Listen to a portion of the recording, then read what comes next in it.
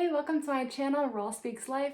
Raw stands for Rachel Ann Walten, which is my name. In my channel, I'm talking about raw, real life struggles, difficulties, challenges that you're facing, and how to overcome them. I really hope that my channel will speak life and to empower you, motivate you to overcome any challenges that you're facing. We can get through this together. If this is something that you're interested in, then please subscribe and like my channel. I would love to hear from you and get to know you more so you can share about yourself as well. If you are an INFP, which is me, my personality type, but INFP is one of the 16 personality types. And so in this video, it will specifically be talking about how to resolve your weaknesses and turn them into strengths. Number one, we are shy, reserved, and quiet. So this is known for INFPs. We tend to be quiet and not really vocalize what we're really feeling. We don't share about our personal lives as much compared to a more outgoing, extroverted person. But we can turn this into a strength because there are so many extroverted people in this world that they really love to vocalize their opinions, they share everything that's on their mind. But for us, because we don't do that, we tend to be more of the listener.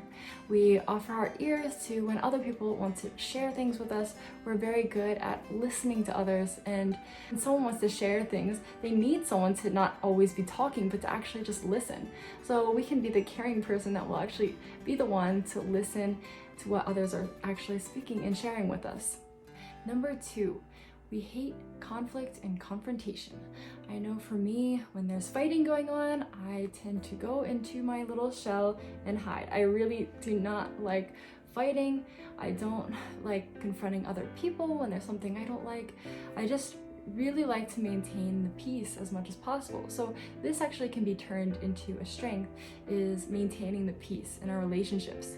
When there is a problem, we're always willing to discuss and work it out in a very peaceful way. We're sensitive to other people's feelings, so we're not going to say something that will trigger them or purposely set them off, and we are not violent or angry.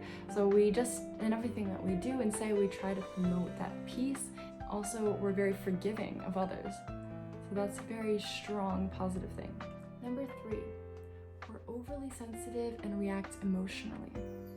Now, because we are so sensitive and we deeply understand our feelings and we can sense other people's feelings, it makes us very empathetic people.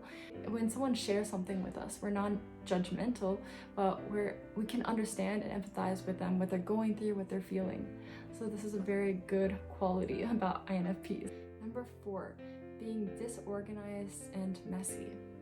Now, it's not that we dislike our mess. Of course, we are going to not like being in a messy atmosphere, but sometimes there's something more important than doing tedious cleaning. So we tend to focus on that more than cleaning, and sometimes things can build up and make our atmosphere a little bit messy, which can be seen as laziness sometimes. So one way that I have been able to combat this is if I just don't feel like cleaning, or there's something else that I need to do, then I actually will take that thing that I need to do. Let's say it's education. There's something that I need to study, or there's something I really want my mind to be thinking and not just working on doing cleaning. So what you can do instead is to listen to an educational podcast, or try to focus on maybe memorizing something in your head while you're working, doing something that's mentally productive, not only physically productive. So doing these two things together will help motivate you to actually complete that tedious task of cleaning. Number four, having difficulty with focusing, and we can tune out in our own thoughts. So in this case, Something very handy for me is a journal.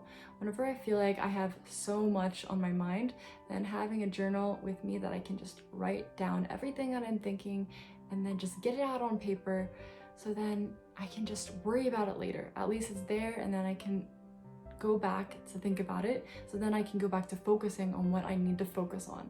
So just being able to write out your thoughts really helps to take your focus on back to the thing that you need to focus on. So I hope that helps for you as well. Number 6, procrastinating. Sometimes we wait till the very last minute to do things, but by doing so, we actually develop the ability to work well under pressure. However, this is not a very good habit to get into, always procrastinating. So what I suggest is try to put more pressure on yourself in advance. Just put more things that you have to do, and then so that if you actually set an earlier deadline for yourself to get things done because you have more things on your plate to do, then you'll end up getting the work done in advance and not fall behind and perhaps miss the deadline. You don't want to get in the habit of turning work in late or being late for a job, being late for work, whatever it is. You want to be on time and get into that habit. So try to put more pressure on yourself ahead of time. Number 7, sometimes we can be not detail oriented, to say it frankly. Yeah, we miss the details, but this is because we tend to focus on the big picture. We like to see the end goal and what is going to come out of it. We're very optimistic and we like to see the ideal outcome. But because that, we can miss all the little details of reaching that outcome.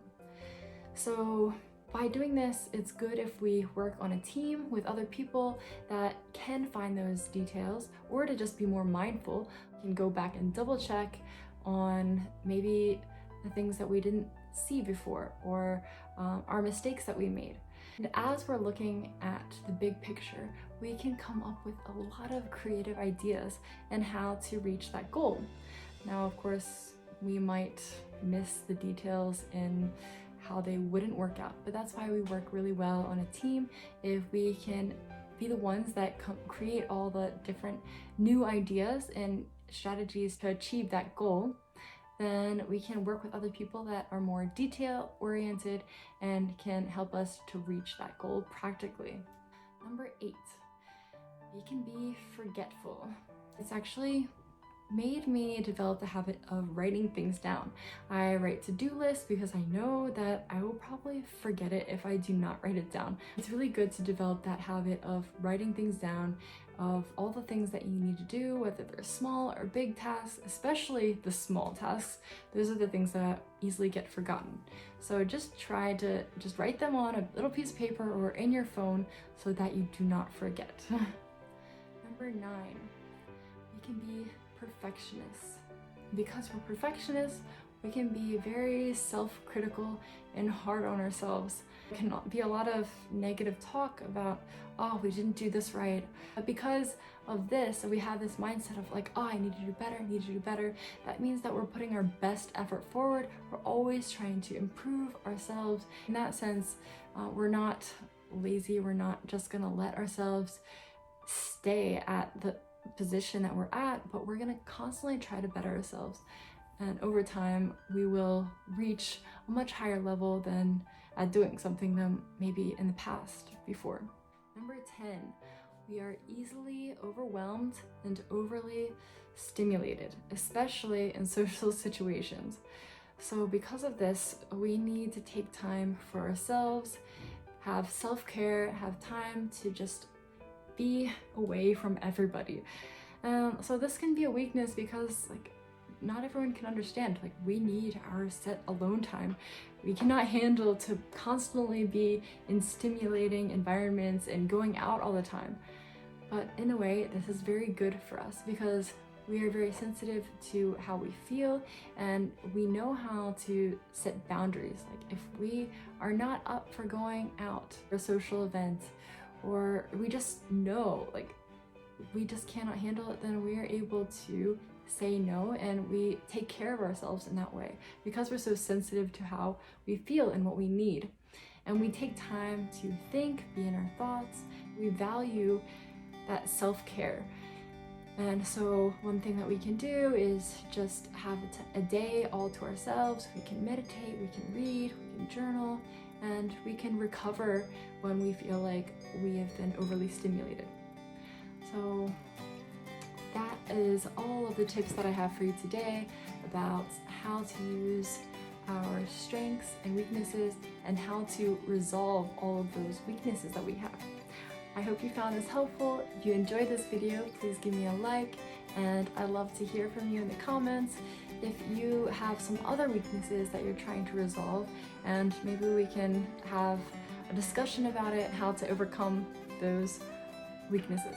All right, in my next video, I'm going to talk to you about how to turn your weaknesses into strengths at a job interview. So stay tuned, and it will be coming out next week. See you next time.